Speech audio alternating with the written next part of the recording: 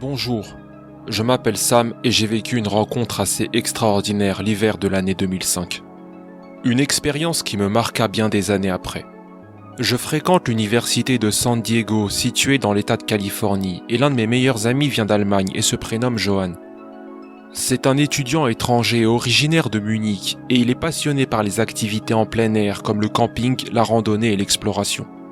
C'était bientôt son anniversaire et il voulait que moi et mon autre ami Bruce l'accompagnions pour faire du camping sauvage dans la montagne.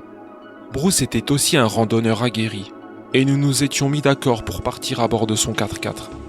Je ne me souviens pas de l'exacte localisation de l'endroit, mais ça s'est passé quelque part au nord de la forêt nationale de Cleveland. C'est là que nous avons stationné le long d'une route sinueuse avant de gravir une pente sur un sentier qui n'était accessible qu'à pied. Je me souviens que nous étions constamment en train de regarder autour de nous à cause de la présence des lions de montagne dans cette région. Nous avions pris avec nous des sprays de défense en cas d'une éventuelle rencontre avec eux. En général, les lions de montagne sont des prédateurs furtifs. Mais le fait que nous soyons tous les trois armés de bombes au poivre nous assurait de pouvoir plus ou moins faire face à une telle agression. Quoi qu'il en soit, notre marche s'en est retrouvée plus lente et plus prudente qu'elle aurait pu l'être dans d'autres circonstances à cause de l'attention constante que nous portions sur les environs. L'endroit où nous allions n'était pas un terrain de camping à proprement parler. C'était plutôt un lieu boisé et montagneux qui avait attiré l'attention de Johan alors qu'il avait autrefois parcouru la région. Si vous voulez mon avis, il y avait certainement de plus beaux endroits en Californie où aller camper. Mais nous l'avons tous accepté de bon cœur car nous voulions que notre ami puisse profiter pleinement de son anniversaire. Il semblait vraiment content par le fait qu'il y ait de bonnes chances pour que nous soyons les premiers à camper dans cette zone. En tout cas, il nous a fallu à peu près 1 heure pour atteindre un terrain plat. L'endroit offrait une vue surprenante et assez étrange sur de nombreux troncs d'arbres calcinés. Quelques centaines de mètres derrière les troncs se trouvait un versant qui menait au sommet d'une autre montagne. Sur le moment, nous avons décidé de nous détendre un peu avant d'installer nos tentes. Nous nous sommes donc posés pour boire quelques bières et le temps passa rapidement. Nous étions tellement concentrés sur les anecdotes que nous nous racontions que nous avions presque oublié de monter nos camps, tandis que nous nous approchions bientôt des 15 heures. Quand tout le monde eut fini sa bière, nous nous sommes donc mis d'accord pour nous y mettre. Alors que nous étions en train de monter la dernière de nos tentes individuelles, nous avons entendu un cri puissant venir de la montagne d'en face. Malgré l'étrangeté du cri, ma première réaction a été de penser qu'il s'agissait peut-être de quelqu'un qui cherchait à nous faire peur. Mais quand nous avons tous les trois dirigé nos regards vers l'origine du cri, nous avons distingué une silhouette massive et sombre recouverte de fourrure se tenant dans l'ombre. Johan demanda ce que c'était en nous le montrant du doigt. « J'en sais rien, mais j'ai pas l'impression qu'il s'agit d'un être humain, » répondit Bruce. J'étais choqué par la vue de cette créature. On aurait dit un primate vu la largeur de sa carrure et la taille de ses bras. Mais ça ne ressemblait à aucun singe que je connaissais car il avait de longues jambes. Je ne pouvais pas distinguer clairement ses traits vu la distance et le fait qu'il se tenait dans l'ombre. Mais ça avait l'air presque irréel, un peu comme si j'étais en train de rêver. Il est resté là, immobile, à nous observer. Alors une onde de peur partit de mon bas-ventre pour se répandre dans le reste de mon corps. Désolé pour la description, mais c'est une sensation que j'ai beaucoup de mal à décrire. J'avais le profond sentiment que quelque chose n'allait vraiment pas. Et je me suis retrouvé coincé entre l'envie de fuir et celle de rester immobile par peur de commettre une imprudence. J'avais la sensation que nous n'aurions pas dû être là. Puis je me suis souvenu des fameuses légendes circulant dans la région. Entre les apparitions d'ovnis et les skinwalkers, certaines personnes affirmaient avoir aperçu la fameuse créature connue sous le nom de Bigfoot. Comme vous devez sûrement le savoir, il s'agit d'un mystérieux cryptide aux allures de primate qui apparemment vivrait à l'abri des regards dans certaines régions reculées d'Amérique du Nord. C'était en tout cas l'image que je m'en faisais. On aurait dit un peu Chewbacca de Star Wars, bien que plus massive et d'un pelage plus foncé. Je crois que c'est un Bigfoot, dis-je, complètement flippé en essayant de masquer l'inquiétude qui transparaissait dans ma voix. Au moment où je finis ma phrase, la créature cria si fort qu'il me sembla sentir mes tympans vibrer. Je voudrais préciser qu'il était pour moi humainement impossible pour un homme de pousser un tel cri, encore moins avec cette puissance. Il était cette fois beaucoup plus fort que le premier et je pense qu'il devait porter sur plusieurs kilomètres. Si une autre personne passait dans les environs, il était tout simplement impossible qu'elle ne l'ait pas entendu. Puis il s'est mis à faire quelques pas dans notre direction et nous avons tous reculé. Il avait l'air à la fois souple et puissant, et je savais que s'il décidait de nous attaquer, il n'est pas sûr que nous nous en sortions à bon compte. Ensuite, il s'arrêta et cria une troisième fois. Cette fois un peu moins fort que la deuxième. Puis il resta sur place quelques secondes avant de repartir en direction de la montagne pour disparaître de l'autre côté. Et c'est là que Johan nous dit qu'il aimerait bien le suivre pour l'observer de plus près, et qu'une pareille occasion ne se présente qu'une fois dans la vie. Je dois dire que j'étais tellement stressé sur le coup que je n'ai pas compris sa réaction. Mon instinct de survie me criait de prendre garde. « Nous devrions rester prudents. Imagine qu'il décide de nous attaquer, » lui dis-je. « Nous avons nos bombes au poivre avec nous. Je dois partir voir ça, sinon je le regretterai toute ma vie, » me répondit-il. Je me suis alors tourné vers Bruce et il avait l'air indécis. Quand je lui ai demandé ce qu'il en pensait, il finit par dire que nous devrions mieux rester ensemble. Et si ce n'était pas pour la sécurité de Johan qui était si déterminé à partir quitte à y aller seul, je ne pense pas que nous aurions pris le risque d'y aller. Après avoir pas mal hésité et nous être mis d'accord sur le fait de pas trop nous approcher, nous avons finalement convenu qu'il valait mieux l'accompagner. Nous n'avons échangé aucun mot tandis que nous marchions sur les pas de la créature, et j'étais concentré sur le moindre mouvement en provenance de la montagne. Quelques minutes se sont écoulées pendant lesquelles je n'entendis rien d'autre que nos respirations lourdes accompagnées du bruit de nos pas. J'étais en train de stresser à l'idée de nous faire attaquer, et je me mettais à imaginer des plans de fuite au cas où les choses tourneraient mal.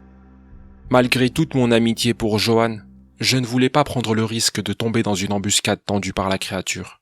Je ne pense pas que nos bombes au poivre allaient suffire au cas où il déciderait de nous attaquer. Mais pour le moment, j'étais embarqué dans quelque chose qui me dépassait, et j'essayais de faire le vide afin de rester concentré pour ne pas céder à la panique. Finalement, nous avons atteint la crête, ce qui nous offrit un large panorama sur l'autre côté de la montagne. C'est là que j'aperçus la large silhouette marcher à environ une centaine de mètres en direction d'une autre colline qui nous faisait face. Bruce l'a également remarqué parce qu'il pointa du doigt l'endroit exact où je l'aperçus. Avec la distance et l'ombre de la montagne, s'il n'avait pas été en mouvement, je ne pense pas que nous aurions pu le voir. Et c'est là que Johan poussa un cri en direction du Bigfoot. « Mais bon sang, à quoi tu joues ?» lui demandai-je. « Je veux qu'il se retourne, » me répondit-il. Je ne savais pas si c'était de la bravoure ou de l'inconscience, mais ne sachant pas quoi dire, j'ai préféré rester silencieux en espérant que la créature poursuive son chemin. Mais ce ne fut pas le cas, et il se retourna dans notre direction pour nous observer. J'étais à deux doigts de m'enfuir. Si Johan tenait tant que ça à faire mumuse avec lui, il n'avait sûrement pas besoin de moi. Mais je combattis cette pensée en me disant que je n'allais pas laisser la panique me contrôler. Inconsciemment, ma main se dirigea vers l'épaule de Johan pour le tirer doucement en arrière. Le Bigfoot resta immobile quelques instants avant de repartir en direction de l'autre colline. L'efficacité avec laquelle il se déplaçait sur le versant aussi pentu me fit le craindre encore plus.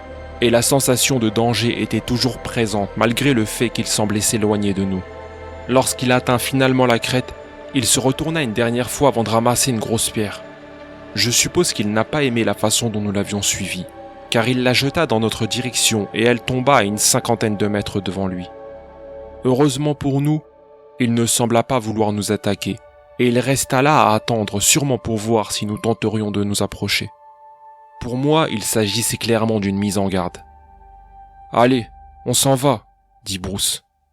Sans attendre aucune réponse, il repartit en direction de notre campement. Johan ne dit rien et lui emboîta le pas. À ce stade, nous avions pris ses menaces au sérieux et je fus soulagé de finalement partir.